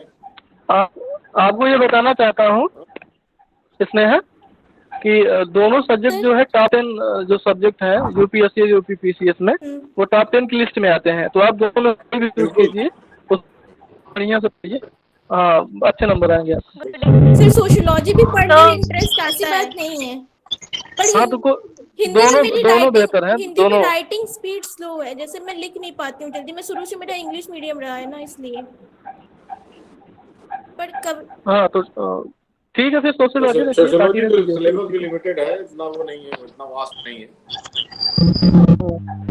Okay sir, thank you sir. Hello sir. Sir मेरा एक क्वेश्चन है। बोलिए, क्या करेंगे? मेरा नाम आस्था शुक्ला है, बीए सेकेंड ईयर की स्टूडेंट हूँ। तो मेरे लिए सबसे एटलस का प्रिपरेशन बहुत टफ लगता है सर। आपका भी ज्योग्राफी ऑप्शनल सब्जेक्ट रहा है, आपने कैसे प्रिपेयर किया? एटलस शुरुआत होती है, बाकी सर वही नहीं। आप अभी रहिए, बाकी आप और लोग बंद करिए। सर वॉइस क्लियर नहीं आ रही। कई लोगों ने ऑन कर रखा है पीएचडी ना। के साथ होती है। कई लोगों ने ऑन कर रखा है, इसलिए ऐसा हो रहा है। कुछ लोग बंद कर लीजिए।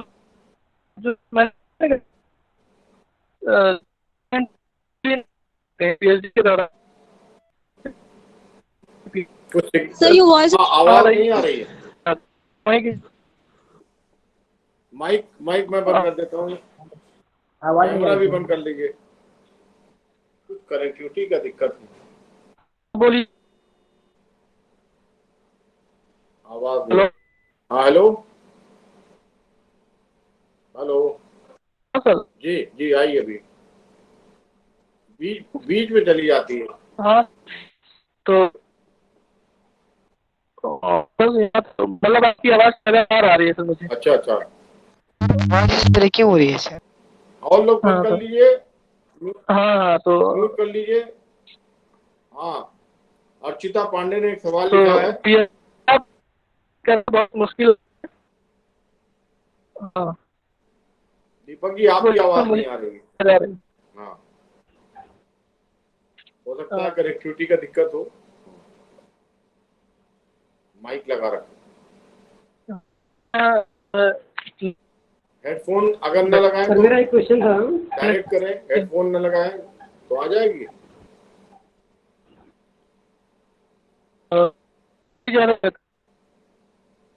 अगर हेडफोन न लगाएं और डायरेक्ट बोले तो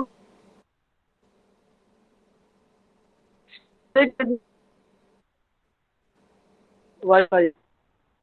आपकी जो आवाज ब्रेक हो रही है, अगर आप हेडफोन न लगाएं डायरेक्ट बोले तो।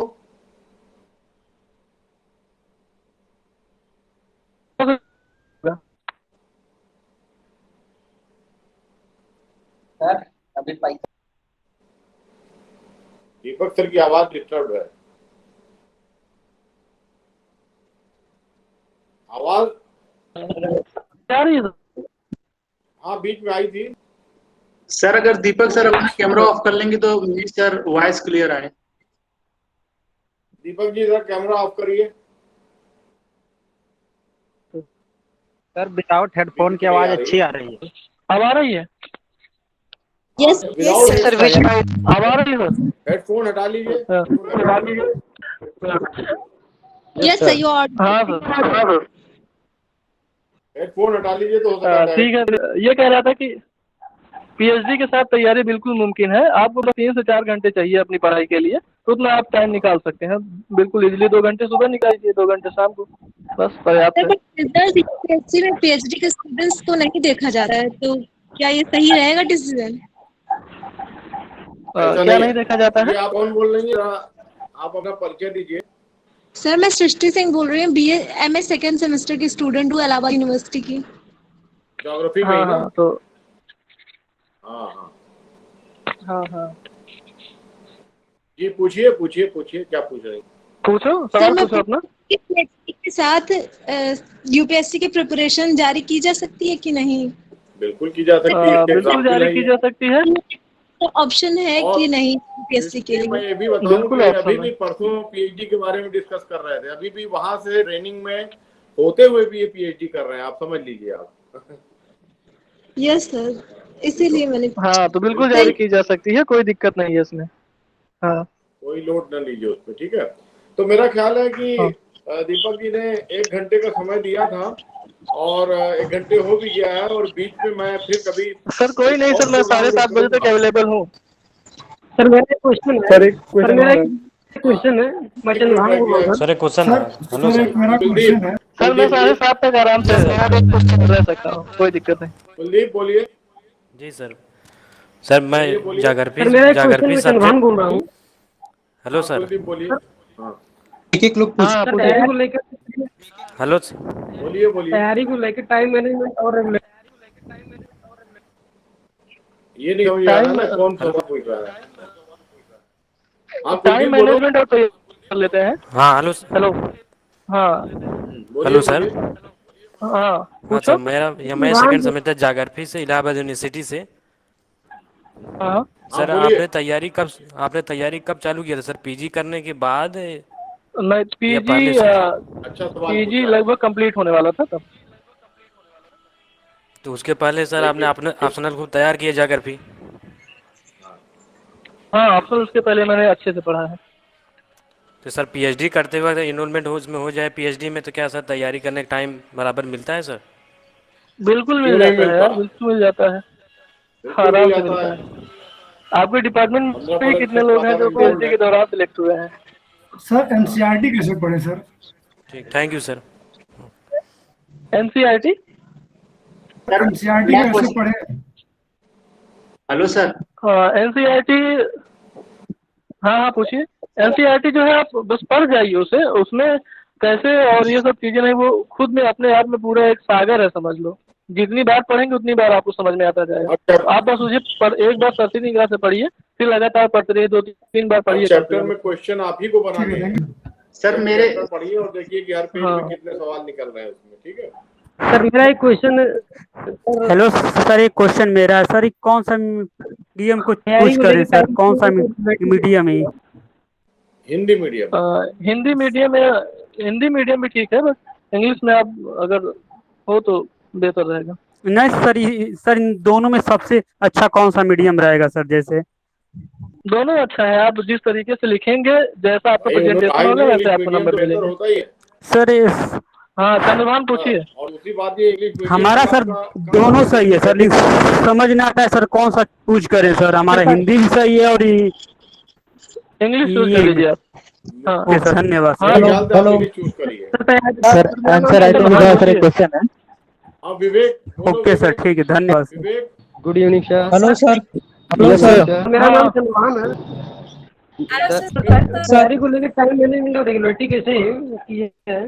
एक साथ मत बोलिए, एक आदमी बोलिए। रेगुलरिटी आपकी रेगुलरिटी बीच बीच में ब्रेक होती रहेगी, बट उससे घबरा नहीं है। कोशिश कीजिए कि आपका टारगेट कंप्लीट होता रहे। ठीक जी हाँ। तो सर मेरा भी पूछिए, लास्ट क्वेश्चन है ये विवेक। Yes sir. बोलिए। हाँ पूछिए विवेक। सर मैं विवेक कुमार हूँ, MA final semester Allahabad university से। सर मेरा क्वेश्चन आंसर राइटिंग को लेकर कि जो क्वेश्चन में सर क्वेश्चन वर्ड होते हैं, टिप्पणी करके, विवेचना करके, विश्लेषण, मूल्यांकन, आलोचनात्मक, सब इन सब का मतलब सर ऐसे क्वेश्चन में टैली किया जा रहा है क्या? सबका क्वेश्चन लिखने का तरीका? अब जैसे अगर आपको आपकी आलोचना पूछी गई है तो आपको पहले उसके पॉजिटिव और निगेटिव दोनों पॉइंट्स को आउटलाइन करना है, मतलब हाईलाइट करना है, लेकिन कंक्लूजन में आपको पॉजिटिव ही देना है। आप इतना ध्यान रखिए, चाहे जो पूछे। और अगर टिप्पणी करने मतलब विवेचना करने को पूछ लिया गया है, आपको उसमें भी लगभग जो उसके फैक्ट्स हैं, जो उसके कॉन्सेप्ट हैं, उसको हाईलाइट करना होगा। लेकिन आपको जो कंक्लूजन है हमेशा पॉजिटिव ही देना होगा, जैसे भी क्वेश्चन हो। पेपर पूरा करने के लिए कितना वर्ड प्रति मिनट लिखना पड़ेगा? Good evening sir. आप लगभग 7 मिनट में एक क्वेश्चन पूरा कीजिए, 200 वर्ड का। 7 मिनट में नहीं, 25 वर्ड पर मिनट, या 30 वर्ड या 40 वर्ड, ऐसे बताइए। आप इतना तो कैलकुलेट नहीं किया है यार, बट ये है 8 से 7 से 8 मिनट मैंने लिखा है क्वेश्चन। मेरे पास एक दिन आओ, ठीक है ना? लेकिन मेरे पास मेरा भी सामने बैठ के लिख के दिखाओ। हम इनको गुड इवनिंग बुला रहे हैं और एक मेरा क्वेश्चन था सर मेरा भी कभी ऐसा कि मतलब पूछिए आप। कभी ऐसा होता है कि सर हम जैसे प्रिपरेशन तो अपनी पूरी चल। Hello sir. हाँ बोलिए। हाँ सर, कभी ऐसा होता है कि जैसे विराट क्या पूछना चाहते हो? प्रिपरेशन तो पूरी कर लेते हैं एग्जाम के पहले ही, बट ऐसा लगता है कि एग्जाम दे कि ना दे, कुछ ऐसे कंट्रीब्यूशन रहते हैं सर, इसको किस प्रकार से खत्म? तब देखिए फेलर जो पहले एग्जाम डर मत दिल, ठीक? तो ऐसा है कि जो नहीं वही आगे करता है। ऐसा है कि दीपक, एक अर्चिता रह गई हैं और विवेक। Yes sir. हाँ, अर्चिता विवेक का हो गया है, अर्चिता का एक क्वेश्चन मेरा भी है। रह गया है। और अवनीश और अर्चिता है। सर एक मैं भी हूं सर। आप और नाम बताइए। अवनीश। अवनीश, अर्चिता और अवनीश और विवेक तो पूछ चुके हैं। अवनीश, अर्चिता, बबलू सर। हाँ बबलू, 3 लोगों सवाल के बाद भी उसको वो किया जाएगा, ठीक है? कंक्लूड करेंगे। सर मेरा आंसर नहीं दी। अर्चिता पूछिए, अपना अनम्यूट करिए। तो सर गुड इवनिंग सर, मेरा नाम अंकिता पांडे है, मैं यूपीएस। हाँ बोलो। ठीक है, तुम्हारा भी क्वेश्चन करना है। मैं यूपीएस की प्रिपरेशन कर रही हूँ। मुझे आपसे जीएस के बारे में पूछना था, जीएस की प्रिपरेशन कैसे करूँ? हाँ अर्चिता, आप किस क्लास में हैं? जीएस की प्रिपरेशन बताया मैंने कि हेलो। यस सर, मेरा लास्ट ईयर अर्चिता आप किस क्लास में कंप्लीट हुआ है अभी इस ईयर। अच्छा, ज्योग्राफी में ही है। तो आप यूपीएससी की तैयारी कर रही हैं ना? हाँ, तो आप पहले जो मेंस की जो मेंस का सिलेबस है यूपीपी जीएस का, वो पूरा हेलो सर, वॉइस क्लियर नहीं आ रही। थोड़ी आवाज हेलो सर, वॉइस ब्रेकिंग हो रही है सर आपकी। कोई बात नहीं, अब आ रही है। हाँ ना, जो जीएस का पेपर कंप्लीट कीजिए अच्छे, उसके बाद ये देखिए कि वेटेज आपके पेपर है सबसे ज्यादा वेटेज किस है, तो सबसे ज्यादा अच्छे से उसको तैयार कीजिए। फिर इसी तरीके से क्रम सीक्वेंस बना लीजिए, सबसे क्वेश्चन कहाँ से आ रहे हैं, से आ रहे हैं, तो इस तरीके से आप तैयारी करेंगे, आपको बेहतर बेनिफिट अच्छे। अब कौन रह गया? पंडित। आपको पेपर। हेलो सर, एक क्वेश्चन मेरा है सर। हेलो सर, दीपक सर, इकोनॉमिक्स के लिए सर कौन सी बुक सही होगी सर? इसमें सबसे बड़ा डाउट रहता है मेरे साथ। रमेश सिंह की पढ़ लीजिए, रमेश सिंह और करंट अफेयर्स। ठीक, ओके सर, धन्यवाद और सर। very लेकिन रमेश सिंह की बुक हाँ। सर जैसे काफी वो लगती है सर। हाँ मोटी है लेकिन पढ़नी तो पड़ेगी यार ना। सर इंटरेस्ट इंटरेस्ट इकोनॉमिक्स में नहीं आता लेकिन पढ़नी तो पड़ेगी ना। सर, उसका कोई उसके शॉर्टकट अलावा नहीं कोई है। Book sir. इंडियन इकोनॉमिक पढ़ लीजिए, NCERT 11th की। सर वो पढ़ चुका हूँ, उसी में सबसे बड़ी दिक्कत हाँ। होती है सर इकोनॉमिक्स को लेके सर। 1-2 दफा और पढ़नी पड़ेगी आपको। एक बार मेरे पास आना, प्रोफेसर प्रशांत घोष जी से मिल लेना इकोनॉमिक डिपार्टमेंट में, मैं उसे कह दूंगा, ठीक है? अच्छे सर। सर मंडे को आके मिलते हैं सर आपसे तब। हाँ बिल्कुल मिलिए, मैं उनसे आगे बता दूंगा, मेरा नाम लेके मिलना, बताएंगे तुम। एमए और तो ये तो ये मेरा का हो स्टूडेंट गया। आपको समझ में आ गया जी, सभी के सवाल हो गए। बबलू भी हो गए कि नहीं? बबलू सर मेरा यस सर, हाँ पूछना है पूछिए। सर। हाँ बबलू बताओ। ये बबलू आया भाई, सर, बबलू। हाँ, बोलो। सर मैं ज्योग्राफी डिपार्टमेंट का स्टूडेंट हूँ, बिहार का रहने वाला हूँ सर। सीधे बैठे रहो। मेरा क्वेश्चन है सर, मैं बहुत हाँ बोलो। हाँ बोलो। सर मैं याद करता हूँ क्वेश्चन। सर क्वेश्चन काफी याद करता हूँ सर, भूल जाता हूँ, फिर याद करता हूँ, भूल जाता हूँ सर। इसका कोई आपका दिमाग बना ही ऐसा है कि कोई चीज सर आपका दिमाग ऐसे बना है कि आप चीजें पढ़ें और फिर भूल जाए, क्योंकि आप सारी चीजें आपको याद हो जाएंगी तो पढ़ जाएगा आपका दिमाग, ठीक ब्लॉक हो जाएगा, नसें पढ़ जाएंगी आप। बस आप पढ़ते रहिए, वो एग्जाम में याद आ जाए, यही जरूरी है। सर मेरा लास्ट क्वेश्चन है। बार लिख के पढ़ा कीजिए आप। करना पड़ेगा। Yes sir. हाँ, किसका लास्ट क्वेश्चन है भाई? सर मेरा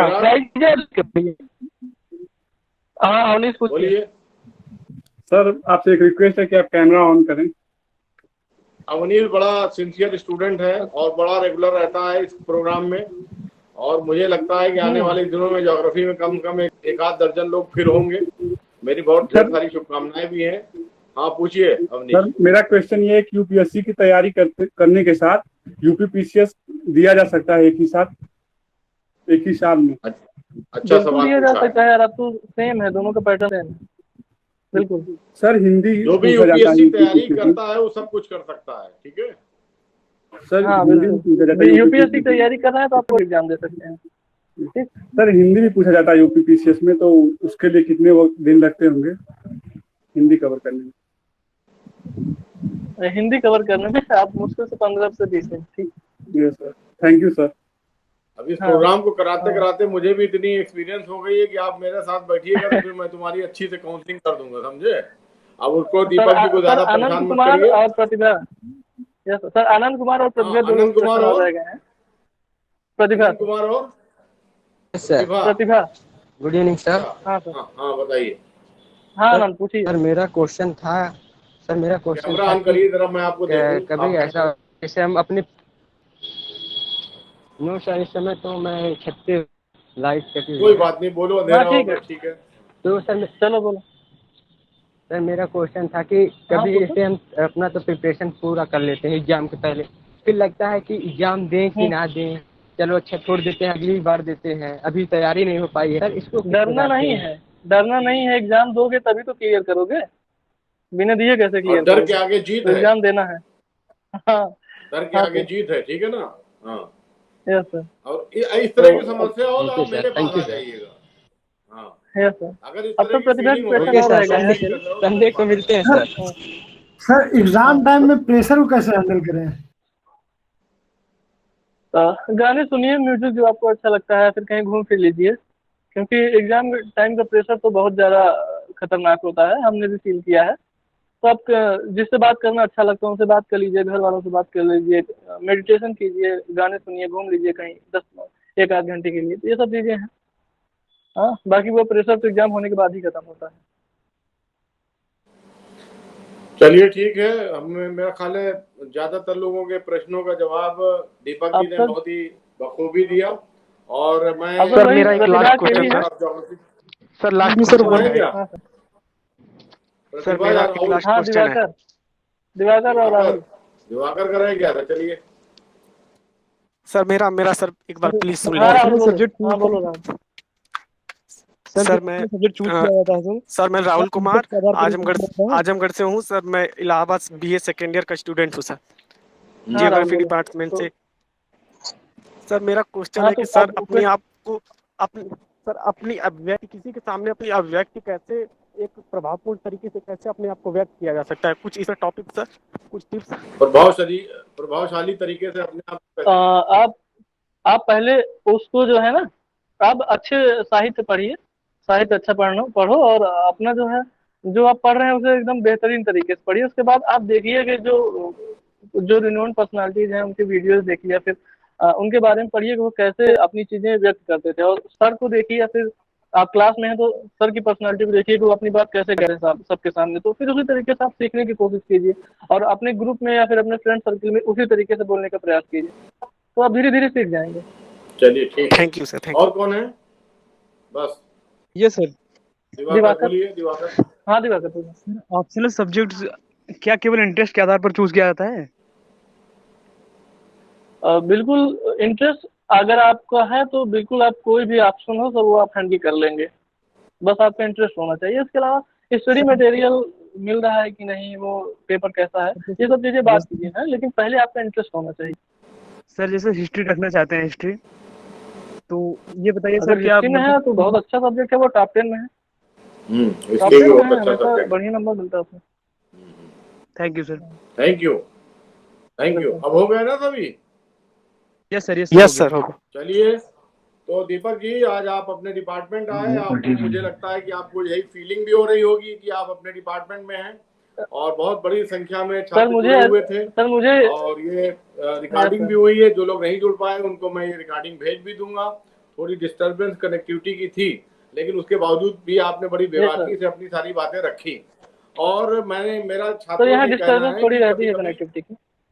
हाँ, कभी कभी एक लाइन भी आपकी पूरी जिंदगी के लिए निर्णायक साबित हो सकती है। तो ये श्रृंखला जितनी शाखाएं उतने वृक्ष जो चल रही है, ये इसीलिए है कि कभी कभी आपको लगता है कि आप सिलेबस पूछ रहे हैं, आप तरीका पूछ रहे हैं, जीएस के बारे में, मेंस के बारे में, प्री के बारे में, यूपीएससी के बारे में, लेकिन इस बीच में कोई एक बात जरूर ऐसी हो जाती है जिसको अगर आप मंत्र बना के अपनी जिंदगी के लिए उसको पकड़ के रखेंगे तो आने वाले दिनों में आपकी जिंदगी बदल सकती है।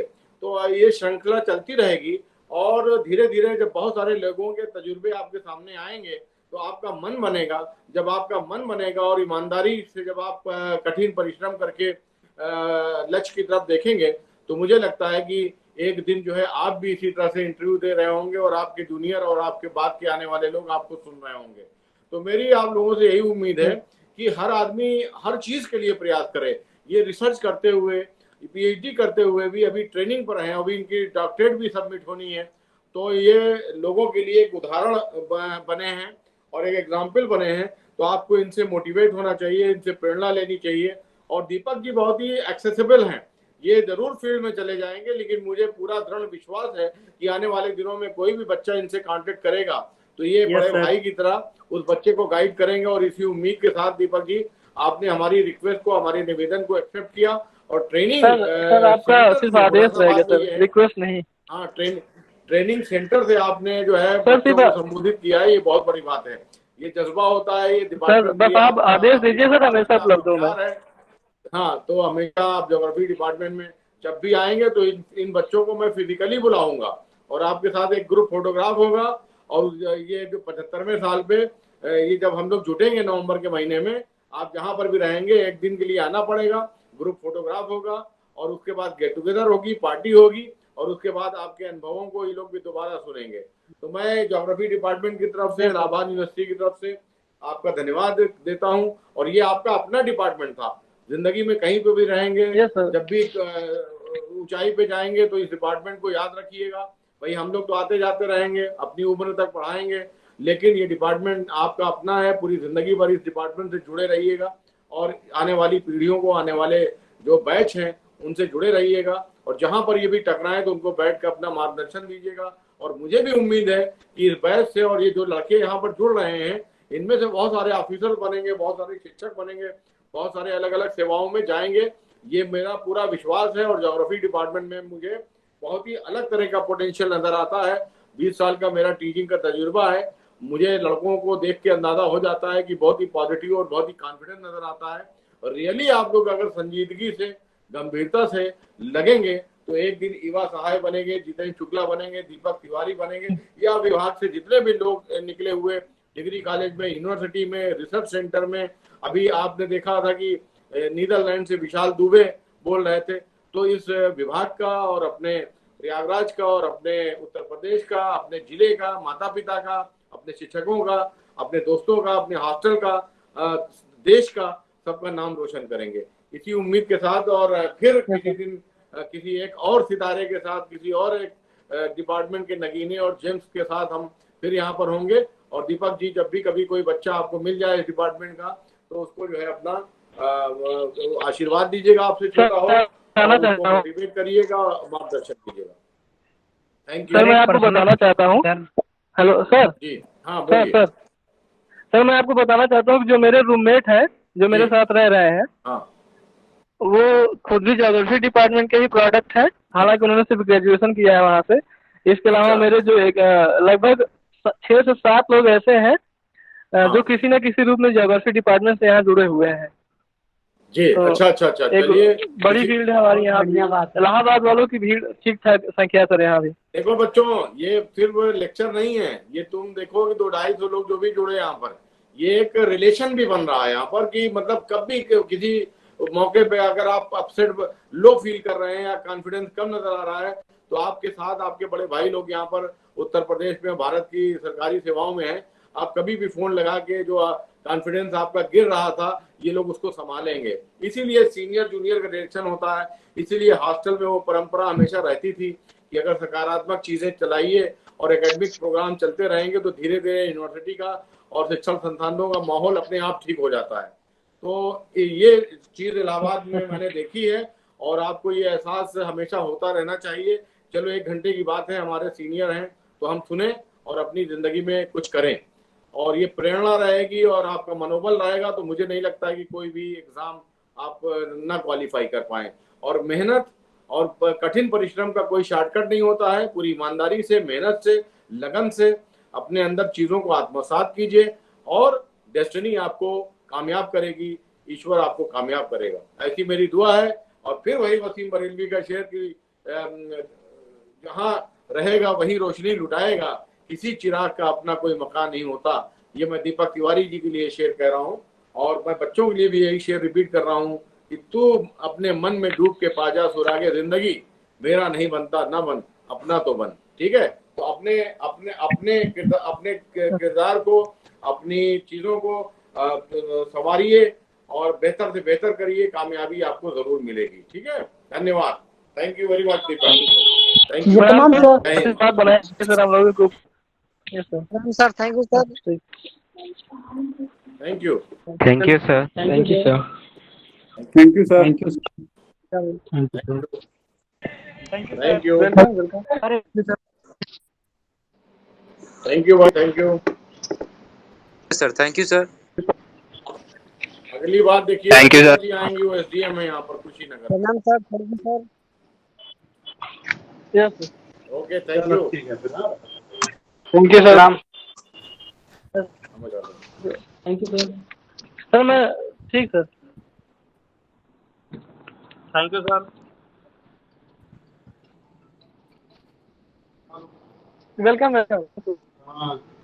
प्रणाम सर।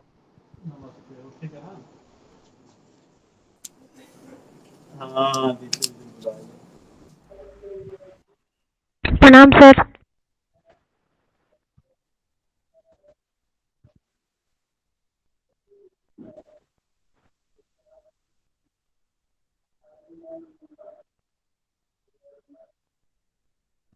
हेलो दीपक सर।